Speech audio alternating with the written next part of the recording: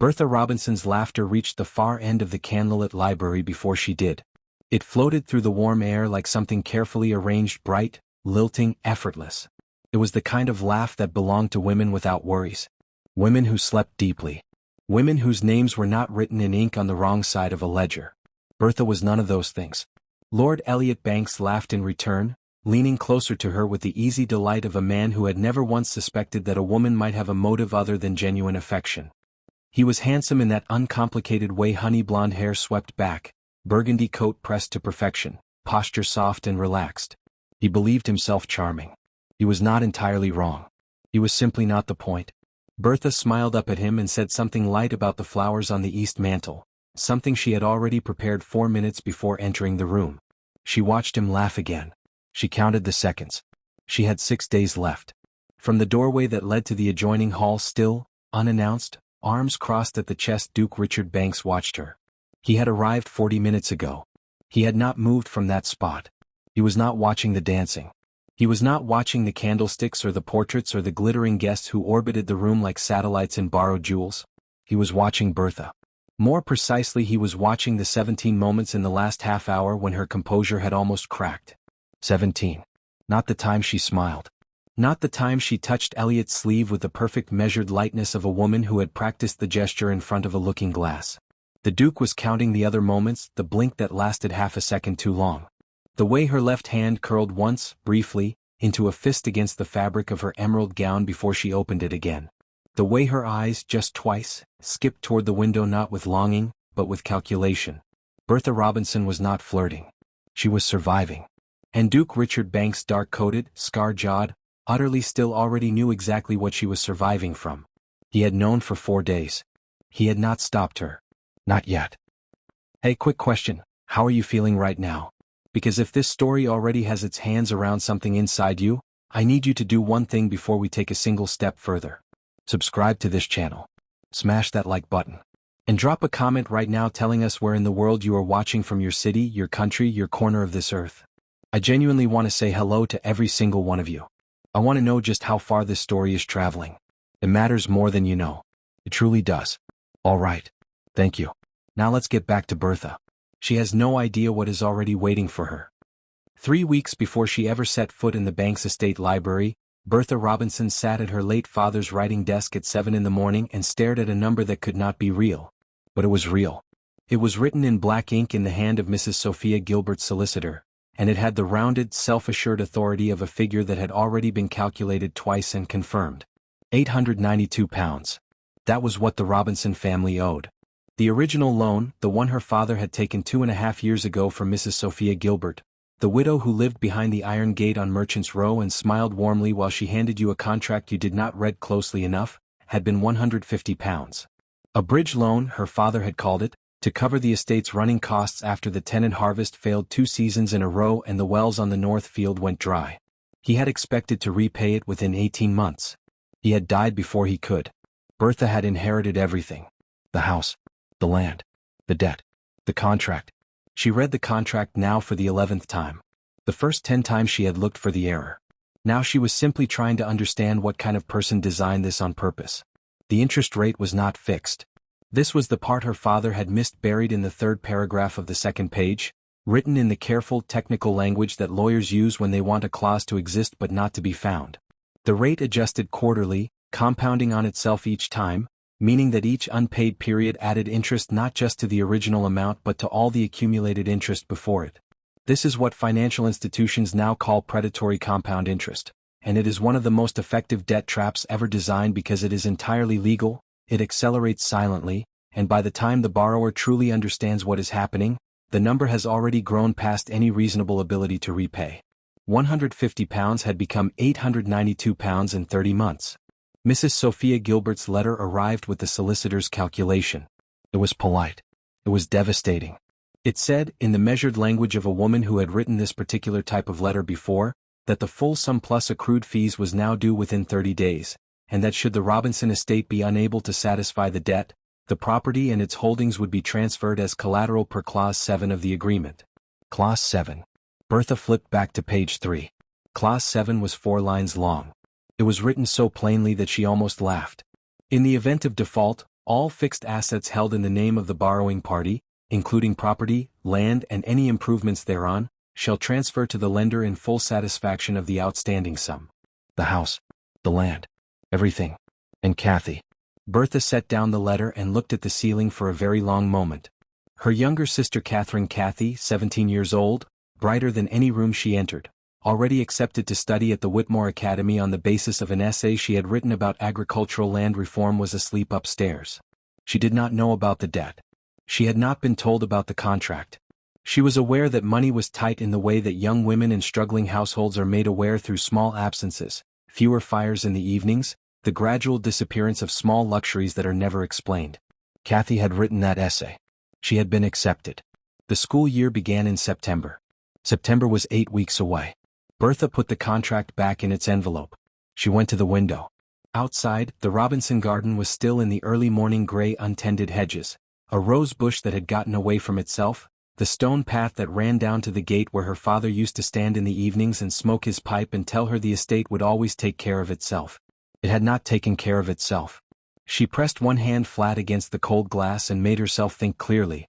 She could not raise £892 in 30 days by working. She had no investments. She had no wealthy relatives. She had no one who would simply give it to her, and even if she had, the pride she had inherited alongside the debt would have made asking nearly impossible. There was one option. Lord Elliot Banks would inherit his uncle's considerable fortune upon marriage. Everyone in the county knew this because everyone in the county talked about it at every dinner party and afternoon call, with the particular delight that people reserve for combining gossip with arithmetic. He was young, unmarried, agreeable, and at present in residence at the Banks estate, Duke Richard Banks's country house, for the annual summer gathering that lasted precisely 7 days. 7 days. Bertha was not a woman who believed in coincidence. She believed in windows. And this one was narrow. She did not tell herself it would be easy. She told herself only that it was possible. She changed her dress, pinned her hair, and went to call on Mrs. Harriet Ford, the widow next door, who had been invited to the Banks estate gathering and who owed Bertha a favor for 3 seasons of borrowed flour, delivered without comment. "I need a guest invitation," Bertha said, sitting down across from Mrs. Ford's fireplace with the calm of someone presenting a business arrangement. Mrs. Ford blinked at her. "To the Banks estate?" "Yes. The gathering begins in 4 days. I am aware." Mrs. Ford studied her for a long moment, long enough to understand that something significant was happening behind Bertha's composed expression, and then set down her tea. "I'll send a note this afternoon," she said. Bertha walked home in the morning light, and for the first time in 3 weeks, the number £892 did not feel entirely immovable. She just had to be extraordinary for 7 days. The Banks estate was the kind of property that made you feel slightly smaller the moment you arrived at it, not because it was cold or unwelcoming, but because it was so quietly certain of itself. The stone facade was old and well kept. The gardens were precise without being rigid. The interior smelled of beeswax and wood smoke and old books, which is the smell that old money tends to carry when it has been left alone long enough to settle into something genuine. Bertha arrived on the first afternoon of the gathering with Mrs. Ford, wearing her best day dress, the one in deep plum with the ivory trim that she had remade twice and that still fell correctly, and the kind of quiet attention in her eyes that could be mistaken, from a distance, for serenity. It was not serenity. It was focused. She had spent 2 days studying Lord Elliot Banks the way a navigator studies a chart, not with feeling, but with precision. She knew his favorite subject of conversation was horse breeding, that he had a younger brother at school in Edinburgh, that he found silence at dinner uncomfortable and tended to fill it with compliments, and that he responded with particular warmth to women who listened attentively and laughed at the right moments. She could do all of that. She was very good at all of that. What she had not prepared for was the Duke. Duke Richard Banks was introduced to her during the first evening's supper by Lord George Holmes, a lean, fox-faced man of middle age who served as the estate's longest-standing family friend and who seemed to derive his primary entertainment from observing the reactions of other people to unexpected information.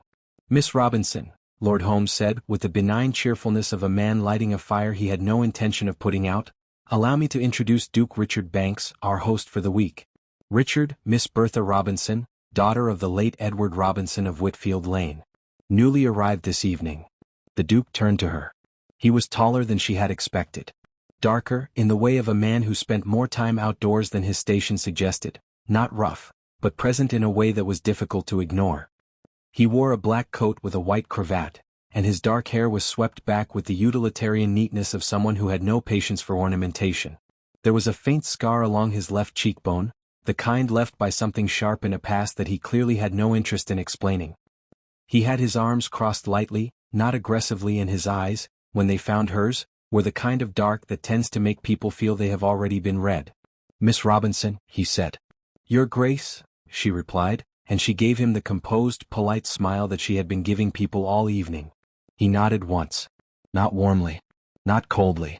With the detached courtesy of a man who was noting something rather than greeting it. Then he excused himself and moved away, and Bertha exhaled by precisely the same amount she had inhaled and returned her attention to finding Lord Elliot. She found him near the fireplace, exactly where the topology of social gatherings tended to deposit agreeable young men.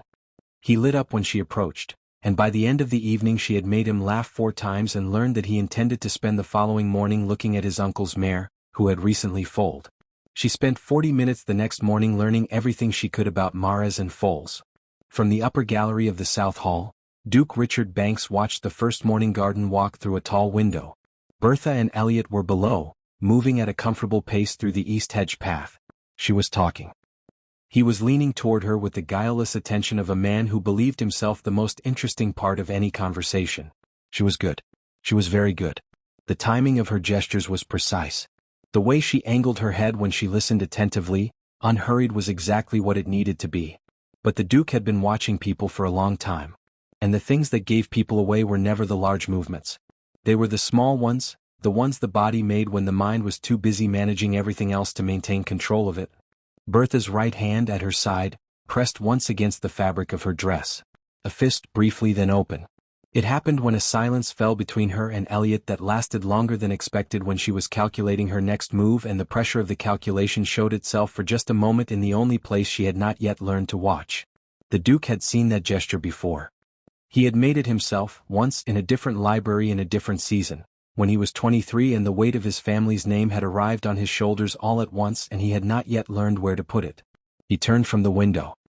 He had already sent a letter to his solicitor in London 3 days ago before Bertha Robinson had ever arrived on the estate, instructing him to investigate the debt held against the Robinson property by one Mrs. Sophia Gilbert of Merchants Row. The response had arrived this morning. He read it a second time at his desk, standing.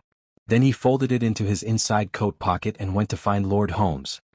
Mrs. Sophia Gilbert arrived on the 4th day of the gathering, invited by the kind of social arrangement that country estates maintain out of old obligation rather than genuine warmth.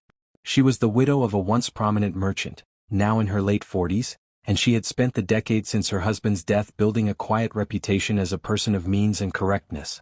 She was also, as the Duke's solicitor's letter had confirmed in 4 careful paragraphs, operating a lending scheme that the letter described as structurally predatory and technically legal, and which had been used to acquire 6 properties in the county over the past 7 years. 6 properties. The Robinson estate would have been the 7th.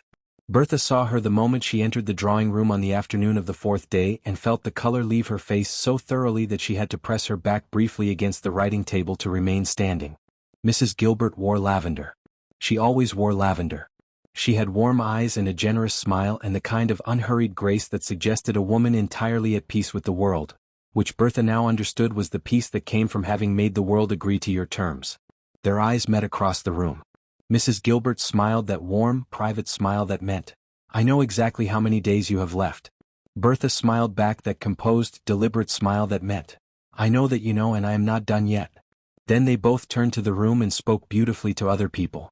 Lord Holmes, watching from near the card table, noted both smiles. He was a man who had spent 40 years in rooms where people said one thing with their mouths and another with everything else, and he was very rarely confused about the difference. He excused himself and went to find the Duke. He found him in the estate office, jacket off, working through a document with the focused efficiency of a man who had not slept long the night before. "Gilbert arrived," Lord Holmes said, closing the door behind him. The Duke looked up. "I know. I saw her carriage. Robinson is here too." They saw each other. "I expected that." Lord Holmes studied him for a moment. "And you're still not going to intervene today?" "No." "Can I ask why?" The Duke set down his pen. He looked at the window. Outside, the afternoon light was long and gold. "Because she came here believing no one would help her," he said. Not because no one could, but because she has spent so long doing everything herself that she no longer believes help is something that arrives without a price attached. He paused. I need her to reach the point where she understands that asking is not failure. If I intervene now, she walks away with a solved debt and the same belief she arrived with. Lord Holmes was quiet for a long moment. That is either very wise or very cruel, he said finally. Sometimes the line between the two is thinner than it appears, the Duke said. He picked up his pen. Make sure she eats something at supper.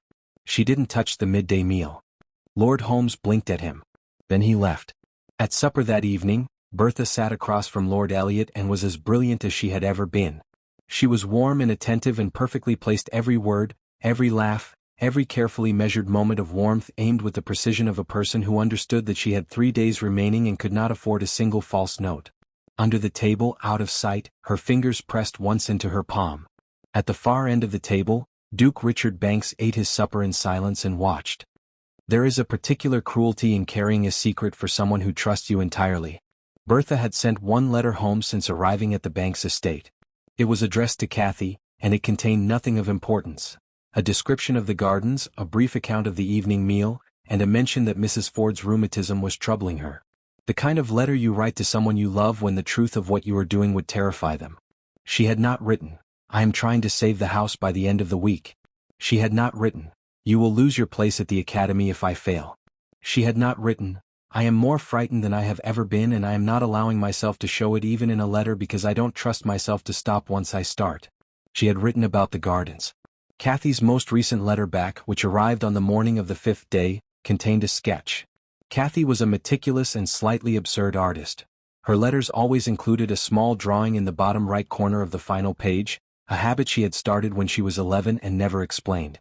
This one was of the estate cat, a fat gray animal named Biscuit who had lived at the Robinson house so long he seemed to consider himself its primary occupant, sitting on top of the ledger book on her father's desk with his eyes closed and his tail wrapped around himself in complete satisfaction.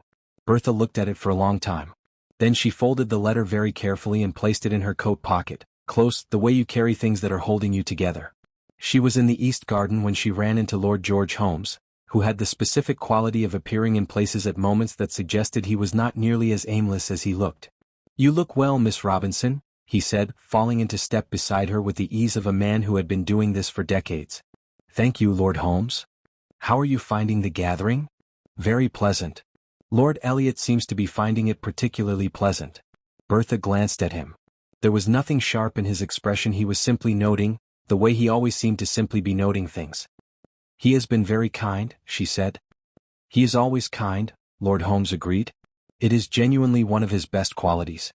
He is also, he paused as if searching for the right word, not always the most perceptive reader of a room, or of people, or of, let us say, the wider landscape of a situation. Bertha stopped walking. Lord Holmes stopped too. He looked at the hedge trimming with mild interest. Are you telling me something, Lord Holmes? I am observing aloud, he said pleasantly, as I am often known to do.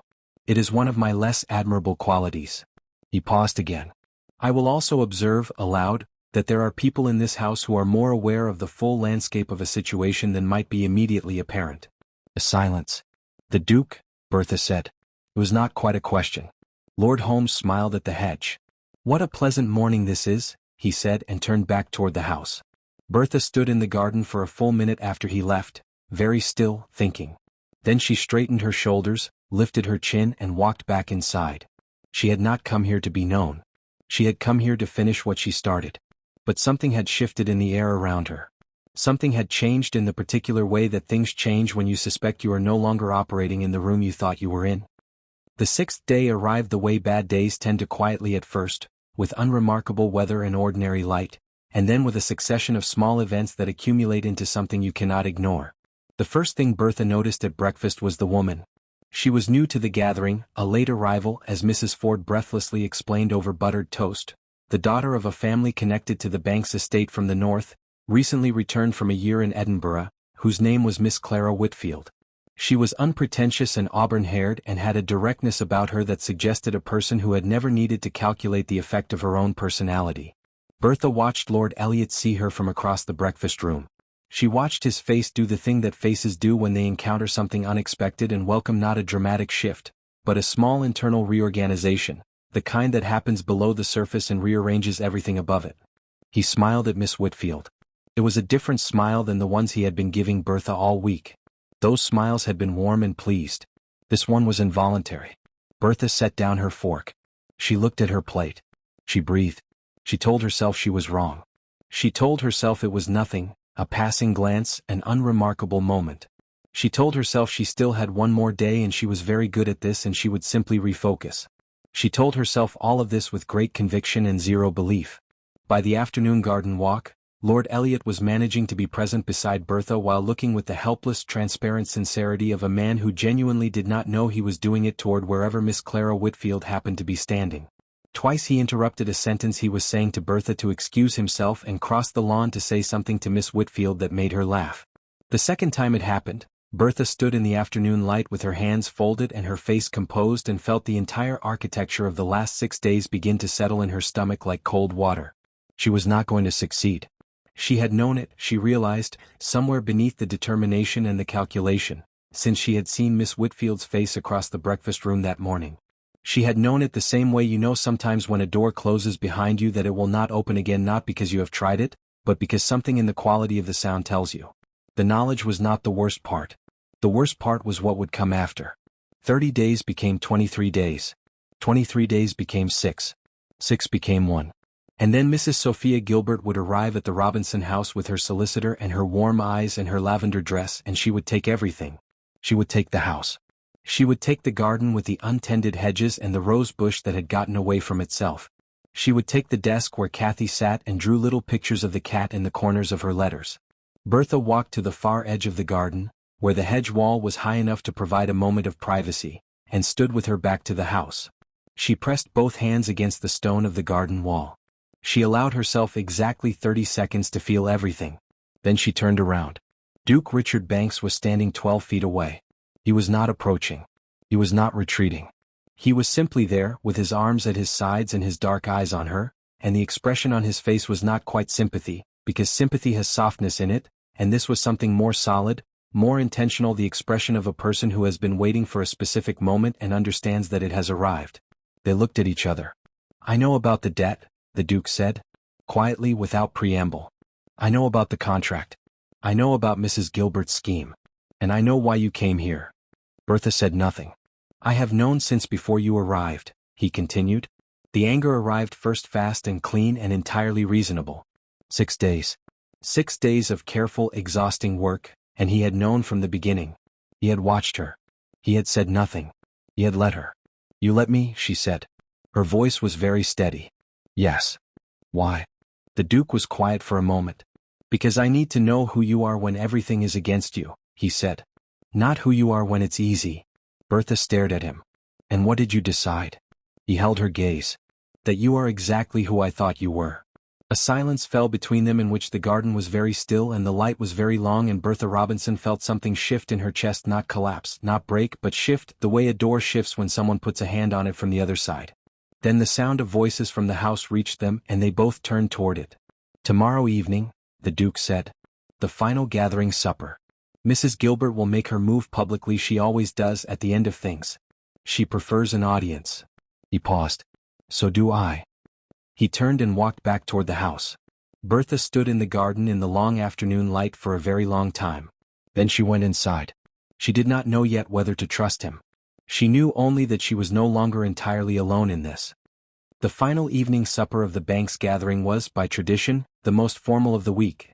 A full table, candles in every sconce, the good silver, and the kind of dressed-up energy that comes when people who have spent 7 days being moderately themselves remember that they are expected to be impressive. Bertha dressed with care. She wore the emerald gown not because she felt triumphant, but because it was the best she had, and she intended to face whatever came in the finest thing she owned. She looked at herself in the small dressing-table mirror for a long moment. A few strands had come loose at her temple, which she left because fixing them at this point required more energy than she had available. She went downstairs. The supper began warmly. Elliot, seated 4 places away from Bertha and directly across from Miss Clara Whitfield, was radiant with the helpless happiness of a man who had apparently resolved something in himself over the previous 24 hours. He was attentive and funny and entirely oblivious to Bertha's composure, which was by this point a technical achievement of the first order. Mrs. Sophia Gilbert sat at the center of the table's right side, wearing lavender, eating elegantly and waiting. Duke Richard Banks sat at the head of the table. He ate without apparent urgency. He spoke when addressed. He looked, to any casual observer, like a man spending an ordinary final evening of an ordinary country gathering. Lord Holmes, seated at the Duke's left, was drinking his wine rather more quickly than usual. The moment came between the second and third courses, in the brief lull when the serving staff withdrew and the room had the particular quality of a space temporarily unsupervised. Mrs. Sophia Gilbert set down her wine glass.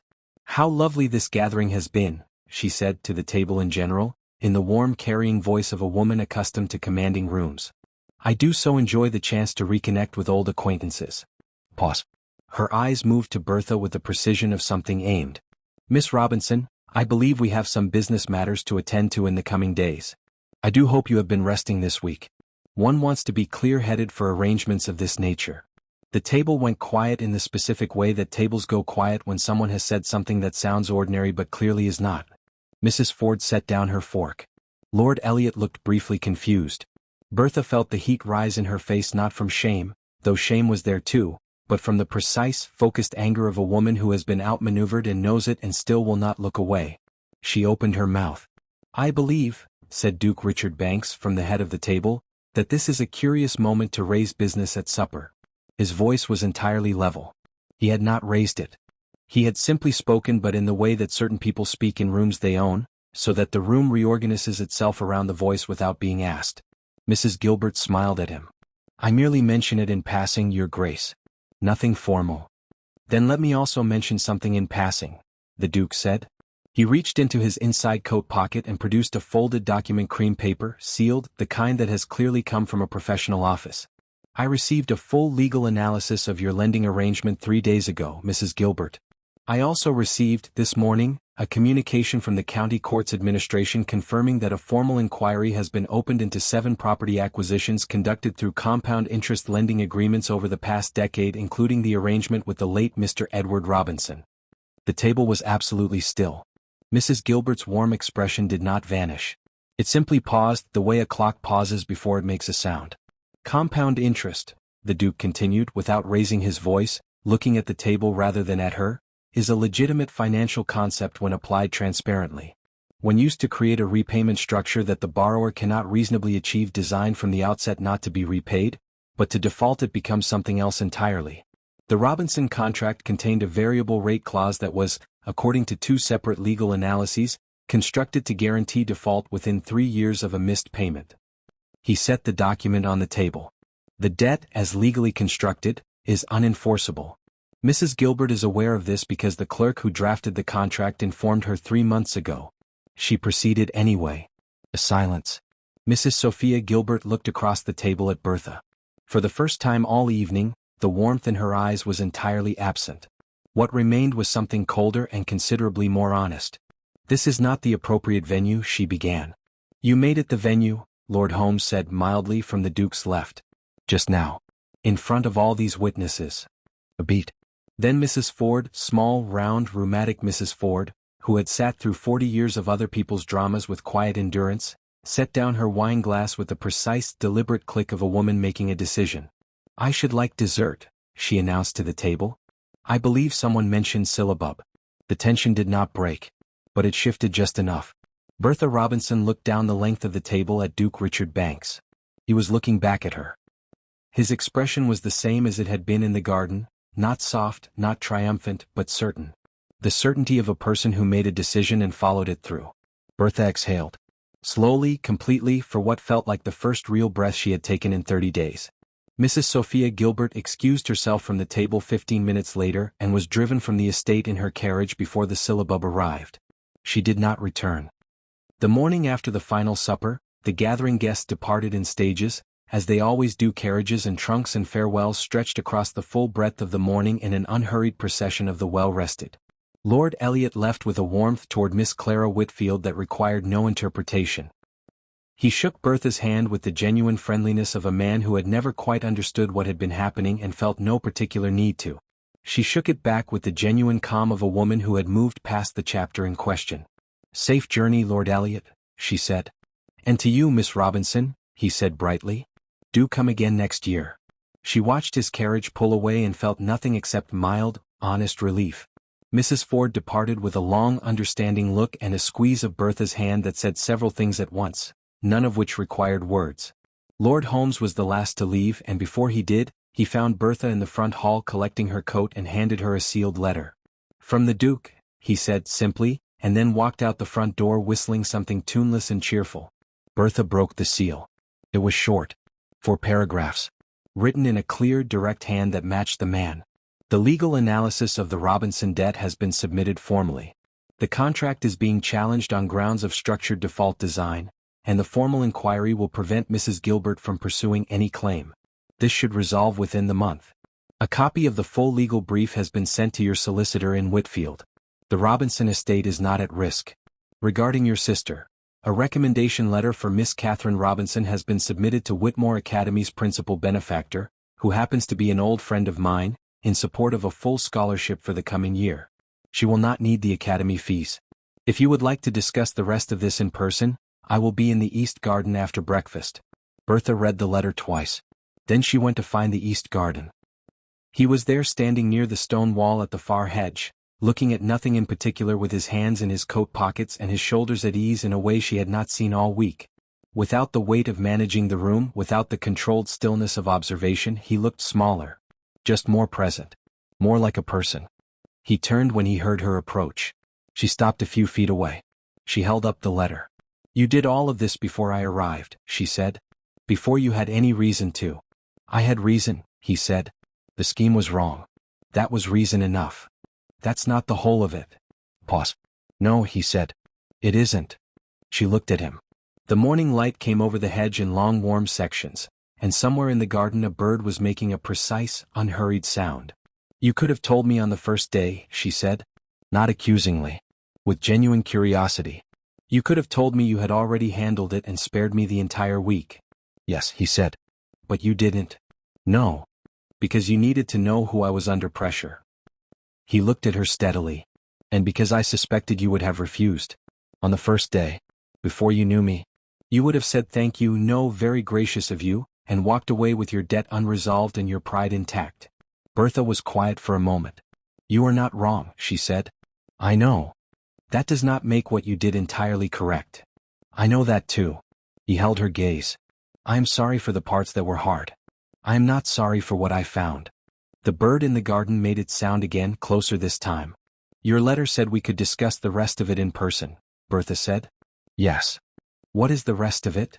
Duke Richard Banks uncrossed his arms from his chest, a gesture she had never seen him make at rest, and looked at her with an expression that was, for the first time, not measured at all. I would like you to stay, he said. Not as a guest. Not as a debt resolved. As yourself. Under your own terms, with full understanding of mine. I am not offering rescue. He paused. I am offering the possibility of something I have not offered anyone in a very long time. A partnership. Between two people who know each other's actual character. A long silence. Bertha looked at the hedge. She looked at the morning light coming over it. She thought about Kathy, already safe. She thought about the house, already safe. She thought about the last 30 days, the fear and the calculation and the exhaustion of carrying everything alone, and she thought about standing in this exact garden the day before yesterday and feeling something shift when this man looked at her. She thought about what it would mean to choose something for herself. Not from desperation. Not because it was the only available option. But because it was real. You are very certain of yourself, she said. I am very certain of you, he said.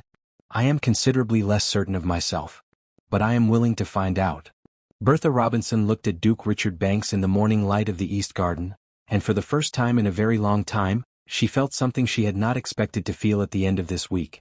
She felt like herself. Yes, she said. It was a small word for something very large. But it was true. And it was hers. In which everyone receives exactly what they deserve. The legal inquiry into Mrs. Sophia Gilbert's lending practices concluded 3 months later. Her contracts against 6 properties, including the Robinson estate, were formally voided on grounds of structured default fraud, the court's language, not the Duke's, though the Duke's solicitor had prepared the framework. She lost the 6 properties she had acquired. She lost her reputation with the efficiency of a woman who had built it on a foundation she believed no one would ever examine. She was seen once in town the following spring, smaller somehow, wearing gray instead of lavender, and she nodded to no one and no one nodded back. Kathy Robinson arrived at Whitmore Academy in September on full scholarship, with a trunk that contained 17 books, her drawing supplies, 2 good dresses, and a detailed letter from Bertha explaining every clause of any document she would ever be asked to sign and why she should read all of them twice. She was, by the end of her first month, already the student who made the instructors slightly nervous in the best possible way. Lord Elliot Banks announced his engagement to Miss Clara Whitfield before the autumn. The wedding was said to be very warm and very happy, which was, by all accounts, exactly what it was. Lord Holmes attended and reportedly wept during the ceremony, which he denied to everyone and which everyone chose to believe. And Bertha Robinson. She went home first. She needed to go home first. She walked through the Robinson house in the September morning light and put her hand on the old desk and looked at the untended garden and the rose bush and the stone path. She stood in the kitchen where Mrs. Webb was already putting the kettle on as though Bertha had only been away for an afternoon. She sat down at the kitchen table and drank her tea. And for the first time in as long as she could remember, she did not have a plan. She had only the morning. And the tea. And the sound of the garden settling in the September air. It was, she thought, the most extraordinary luxury she had ever experienced. Duke Richard Banks came calling 3 weeks later, formally, with Lord Holmes and a second carriage and a visit that was conducted with the full correct propriety that neither of them strictly required and both of them found, privately, rather amusing. They were engaged by the end of October. Bertha told him, on the evening of their engagement, while they sat in the drawing-room of the Robinson house with the fire lit and Biscuit the cat asleep across the Duke's good coat in a way that the Duke endured with more grace than most people would have managed. "I want you to know that I would have found a way. Without you.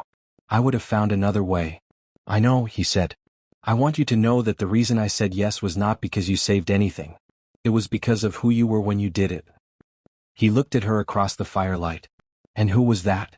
She thought about it for a moment. "Honest," she said. "And be careful. And a little impossible to read until very suddenly you aren't." He was quiet for a moment. Then the corner of his mouth moved in the small private way she was learning to recognize as the version of a smile that he kept for moments he actually meant. "That is the kindest thing anyone has said to me in a very long time," he said. "It isn't kind," she said. "It's accurate." "From you," he said, "that is the same thing." Biscuit resettled himself on the Duke's coat with great satisfaction and closed his eyes again. Outside the window, the Robinson garden was dark and quiet and entirely, unmistakably, theirs. "Hey, quick question. How are you feeling right now? Because if this story moved you, if Bertha's fight felt real, if the Duke's patience taught you something, if Kathy's future made you breathe easier, then please do not scroll away quietly. Your presence here matters.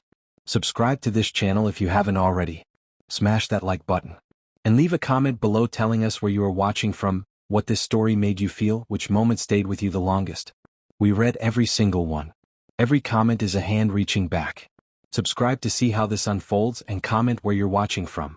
I will love to say hello to you just to know how far our story is going. Thank you. From the bottom of this story. Thank you. A final word. There is something worth carrying from this story, beyond the romance and the justice and the satisfaction of watching a well-designed villain receive exactly what she designed for others. Bertha Robinson's father signed a contract he didn't fully read. This is not a criticism of the man, it is a warning for the rest of us. Predatory lending is not a fiction invented for dramatic stories. It is a real mechanism, real and present, that relies on a single consistent ingredient. The belief that the person across the table is not going to look at the small print. Compound interest is not inherently dangerous. But when it is variable, when it is structured to accelerate past the point of repayment, when the default is the design rather than the risk, it is a trap. Read every contract. Read Clause 7. Read Clause 3. Read the second page. Ask someone who knows what words mean to read it with you. The most expensive documents are not the ones that look complicated. They are the ones that look simple. And the other thing. Bertha Robinson's greatest flaw was not her pride. Pride is not a flaw when it is attached to dignity. Her flaw was the belief that asking for help was a kind of failure, that strength meant carrying everything alone, that relying on someone was the same as becoming less. It is not. Strength includes knowing who to trust. Strength includes allowing yourself to be seen at the edges of your composure. Strength includes saying yes when something is genuinely worth it, not because you have no other choice, but because you do have a choice and you are making it freely with your eyes open. The bravest thing Bertha did in this story was not the 6 days of calculated charm. It was the moment in the garden when everything had fallen apart and she looked at a man who had been watching her and decided not immediately, not without questions, but eventually that she would let herself be known. That is where the story changed. That is where it always changes. Some people spend their whole lives believing that standing alone is proof of something. And maybe it is proof of something, of endurance, of capability, of the kind of stubborn courage that keeps you breathing when the numbers on the ledger are wrong. But real love begins not when someone rescues you. It begins when someone sees you falling and you let them, and they don't look away and they don't make it about themselves, and what comes next is not rescue. It is a partnership. And that is enough.